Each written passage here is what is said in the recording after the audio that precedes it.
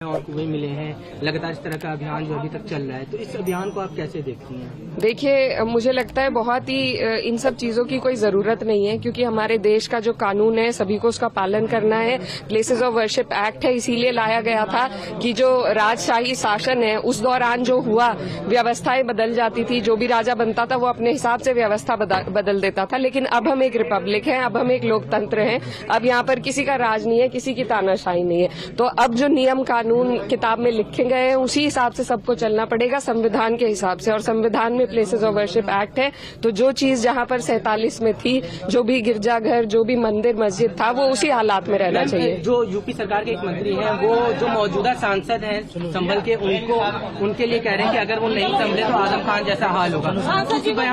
देखिए, लगातार इसी तरीके से थ्रेट देने का काम खासतौर पर राज्य सरकार कर रही है। जो विपक्ष के नेता है उन पर झूठी कार्रवाई की जा रही है, तो ये इनकी नीति रही है। जी, सबसे पहले तो हिंसा को लेकर आपका क्या कहना है? 24 नवंबर को जो घटना हुई, 40 दिन हो चुके हैं। देखिए, जो घटना हुई है यकीनन उससे सिर्फ संभल नहीं, पूरा प्रदेश और देश शर्मसार हुआ है।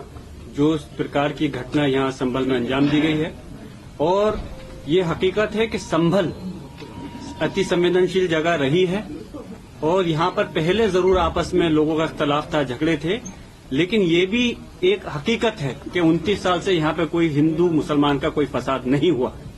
लोग सुकून से रह रहे हैं। इस सुकून को आग लगाई गई है, और ये भी सच है, हमारे 5 लोगों की जान ली गई है।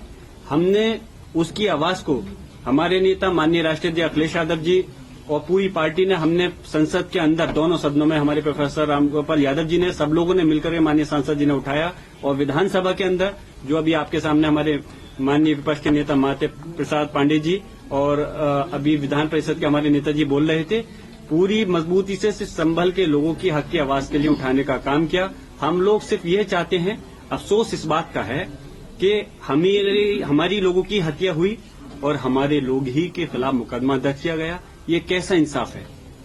लेकिन हम संविधान पर यकीन करते हैं और इस संविधान को मानते हैं, और हमारा न्यायालय पर पूरा भरोसा कायम है। हमें उम्मीद है कि अगर हमें पुलिस प्रशासन से, शासन से अगर हमें इंसाफ नहीं मिलेगा तो न्यायालय से हमें इंसाफ जरूर मिलेगा। उसकी लड़ाई हमने संसद के अंदर और विधानसभा में मजबूती से लड़ी है, और इंशाल्लाह हम पूरी कोशिश करते हैं कि उसका भले ही खामियाजा मुझे भी भुगतना पड़ा कि मेरे खिलाफ भी मुकदमा, मेरे वालिद साहब के खिलाफ मुकदमा, हमारे विधायक जी उनके बेटे के खिलाफ मुकदमा लिखना, एक ये चीज जाहिर करता है कि पुलिस और प्रशासन अपनी जो नाकामी है या जो करतूत है उसको छुपाने के लिए इस प्रकार की ये चीजें करी गई हैं। और हम चाहते हैं कि हमारे लोगों को इंसाफ मिलना चाहिए, वो भी इस देश के नागरिक हैं। आप स्थानीय सांसद हैं, आपको इतना समय क्यों लग गया अपने इलाके में आने में? मैं गुजारिश करूंगा कि काश आप ये भी दिखाते अपने चैनल पर कि जिस प्रकार से यहाँ पे लोगों की जान ली गई है, उनके खिलाफ क्यों कार्रवाई नहीं की गई। आप ये सवाल पुलिस प्रशासन से और सरकार से करते तो मुझे खुशी होती। आप इस देश का चौथा स्तंभ हो। मैं सिर्फ इस पॉइंट ऑफ व्यू पे नहीं, यहाँ पे हम लोग राजनीति करने नहीं है। राजनीति करना होता तो हम पहले से बहुत कुछ प्रयास कर सकते थे। माननीय राष्ट्रीय अध्यक्ष अखिलेश यादव जी ने पहले ही डेलीगेशन बनाया था। शायद आप लोगों को मालूम होगा, हमने 3 बार प्रयास किया आने का, लेकिन हमको रोक दिया गया। पहला प्रयास किया तो 3 दिन की, माननीय माता प्रसाद पांडे जी ने कहा था 3 दिन की, कहीं डीजीपी जो उत्तर प्रदेश है कि 3 दिन के बाद चले आइए। फिर हमने फिर से राष्ट्रीय अध्यक्ष जी ने एक डेलीगेशन बनाया, फिर आने का प्रयास किया, तो हम लोगों को लखनऊ, दिल्ली, जगह जगह मुख्तलिफ जगह पर रोक दिया गया। हम लगातार प्रयास कर रहे थे आने का, लेकिन अफसोस है, मैं यहाँ का सांसद हूँ। यहाँ का सांसद होने के साथ साथ मैं यहाँ का निवासी भी हूँ। मुझे भी आने के लिए क्यों रोका गया? मैं अपने लोगों के दुख में, दर्द में शरीक होना चाहता था, मैं उनके गम में शरीक होना चाहता था, उनकी परेशानी को समझ करके मैं चाहता था उनको इंसाफ मिल सके, लेकिन अफसोस है यहाँ आने नहीं दिया गया। लेकिन खैर कोई बात नहीं, आज हम हाजिर हुए हैं, और हम और हमारी पूरी पार्टी चाहती है कि संभल के लोगों को इंसाफ मिलना चाहिए। जो उनके साथ ज्यादती हुई है, जो जुल्म हुआ है, उसके खिलाफ आवाज उठनी चाहिए। जिया, जब पुलिस ये कह रही हो कि खुद ही आपस में मर गए लोग, गोली मार दी आपस में, आपको क्या लग रहा है कि वाकई? अफसोस है कि पुलिस की तरफ से ऐसी इस प्रकार की बातें आना जिसका कि औचित्य कोई मतलब नहीं बनता। मैं आपसे पूछ रहा हूँ, अगर इस बात को आप लोग सच मान सकते हैं तो मैं ठीक है, इस बात को भी सच मान लूंगा कि लोगों की आपस की गोली से मृत्यु हुई। अगर मैं कहूं कि पुलिस के 2 थानों के बीच में आपस में लड़ाई चल रही थी किसी चीज को लेकर के, उनकी गोली हमारे लोगों को लग गई, तो अगर आप इसको सच मान सकते हैं तो उसको भी मान लीजिए। कोई औचित्य नहीं, जिसका हाथ पांव नहीं, इस प्रकार की अनावश्यक बात करना और ऐसी पुलिस प्रशासन बहुत अफसोस की बात है। और मैं कह रहा हूं, मुझे ये बताइए कि पुलिस प्रशासन ने यहाँ पर हमारे लोगों के हाथ में पत्थर तो दिखाए कि जो पत्थर चला रहे हैं, क्या एक भी व्यक्ति के हाथ में ये दिखाया किसी के हाथ में कोई असला था?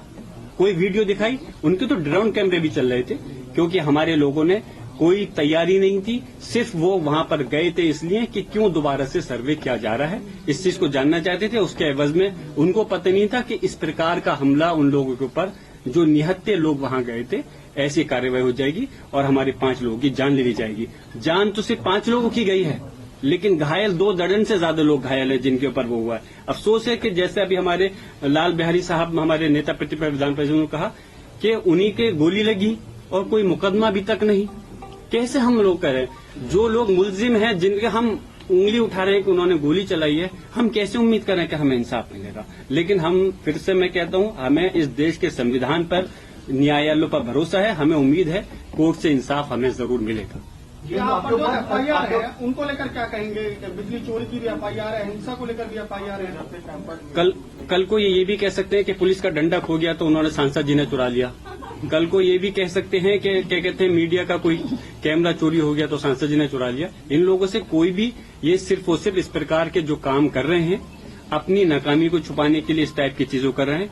अफसोस है, मैं पूछना चाहता हूं, मैं यहाँ का नागरिक होने के साथ साथ सांसद हूं, इस जनता का प्रतिनिधि हूं। अगर जनता ने मुझे चुन करके भेजा है, अगर मैं उन पर हो रहे जुल्म की आवाज मैं नहीं उठाऊंगा तो कौन उठाएगा? मेरा मकसद ये नहीं है कि सिर्फ मेरे लोगों पर जुल्म हो और मैं इनसे, पुलिस प्रशासन से सौदा करके मैं खामोश बैठ जाऊं। मेरा फर्ज बनता है, लोगों ने मुझे जो वोट दिया है इसलिए दिया है कि मैं उनके गम में, दुख में शरीक हो सकूं, उनके ऊपर हो रही परेशानियों के लिए आगे उनकी मदद कर सकूं।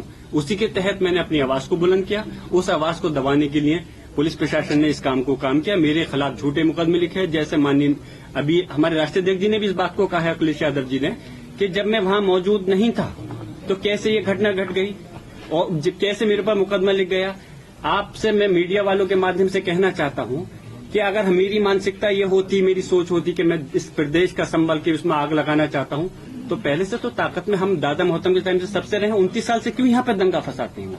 अगर हम ये चाहते, पहले दिन जब सर्वे हुआ था 19 तारीख में, जब मैं वहां मौजूद था, उस दिन दंगा फसाद क्यों नहीं हुआ? 22 तारीख में जब जुमे के दिन, अगर जब नमाज से हमारे लोगों को रोका गया तो उस दिन दंगा क्यों नहीं हुआ? तब होता। मैं आरोपी के मैंने भड़का दिया। जब मैं मौजूद नहीं, हजारों किलोमीटर दूर बेंगलोर के अंदर all India Muslim personal law board की बैठक में गया था, तो आप कह रहे हो दंगा भड़का दिया। उन्होंने कहा कि उसके माध्यम से उन्होंने इस प्रकार की स्पीच दी। मुझे स्पीच दिखाइए कि जिसके अंदर कि मैंने गलत कहा हो। मैंने कानून के माध्यम का इस पर कहा था कि अच्छा, मैंने ये अल्फाज कहा मस्जिद ही है और रहेगी, तो क्या गलत था? प्लेसेस ऑफ वर्शिप एक्ट है, हमारे पार्लियामेंट का बनाया हुआ कानून है। वो कानून कहता है 1947 से पहले जो भी चीज धार्मिक स्थल, चाहे मस्जिद, मंदिर, गिरजाघर, ये जो भी हो, अपने अस्तित्व में रहेगी, उसके साथ कोई बदलाव नहीं होगा। तो कहां से कानून ये गलत हो गया? कहां से भड़काव हो गया? तो उनको पता था कि इस प्रकार से ये चीज, उनकी रिपोर्ट झूठी साबित हो जाएगी। तो उन्होंने कहा कि उन्होंने, विधायक जी के बेटे ने कहा कि सांसद जी हमारे साथ हैं। तो क्या बात कर रहे हो? जब वो खुद मौजूद नहीं, उनके विधायक जी के बेटे भी, तो इस प्रकार की अनावश्यक रिपोर्ट दर्ज करने से क्या साबित करना चाहते हो? कल को आदमी ये कहने लगे कि फला मंत्री या फला राष्ट्रीय अध्यक्ष किसी पार्टी के वहां थे, उनके खिलाफ भी मुकदमा दर्ज करोगे? मैं यही कहता हूं, आप लोग चौथा स्तंभ हैं इस देश का। लोग विश्वास आप मीडिया पे अभी करते हैं, लेकिन जिस प्रकार की कुछ रिपोर्ट है, कुछ गिनती के चैनलों ने संभल की जनता को बदनाम कर करके उनको विलन बनाया और सिर्फ पुलिस प्रशासन को हीरो बनाने का काम किया, ये गलत है। पुलिस प्रशासन अपनी टीआरपी बनाने के लिए तरह तरह की बातें अपनी पलटता रहा है। पुलिस प्रशासन ने तो ये भी कहा था गोली हमने नहीं चलाई है। क्या आप लोगों ने वीडियो नहीं देखी थी गोली चली है? तो इसलिए मैं ये कहता हूं कि आपसे मेरी गुजारिश है कि आपके चैनलों के माध्यम से भी हम लोगों के हक और इंसाफ की आवाज उठाइए। आप भी ये मत सोचिए सिर्फ मीडिया के लोग हैं, आप भी नागरिक हैं, आप भी किसी न किसी परिवार से जुड़े हुए हैं। और मीडिया के लोगों के साथ में कितनी ज्यादती हुई है, राष्ट्रीय अध्यक्ष जी ने कहा, आप लोग भी तो वाकिफ हैं। फिर अगर आप लोग नहीं उठाओगे तो कल को कोई भी किसी के साथ बख्शिश का खाना नहीं रहेगा। हम सिर्फ आप लोगों की आवाज को बहुत बहुत धन्यवाद।